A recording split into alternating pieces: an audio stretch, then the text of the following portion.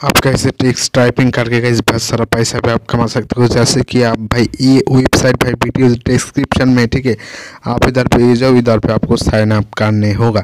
Sign up करने के बाद कैसे ऐसा एक इंटरफेस आएगा। तो गाइस चलो गाइस आप गाइस कैसे कैसे ये वेबसाइट खोल सकते हो। जैसे कि गाइस इधर पे आपको ईमेल आईडी गाइस डालना पड़ेगा, ईमेल पासवर्ड डालना पड़ेगा।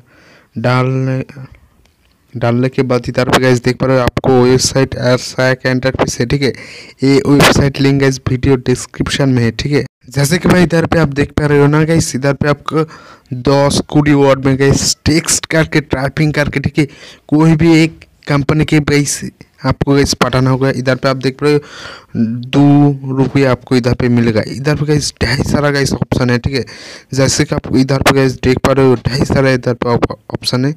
इधर पे आप खेल के भाई पैसे भी आप कमा सकते हो। तो चलिए दोस्तों आज ये वीडियो इधर पे, मिलते हैं नेक्स्ट वीडियो पर।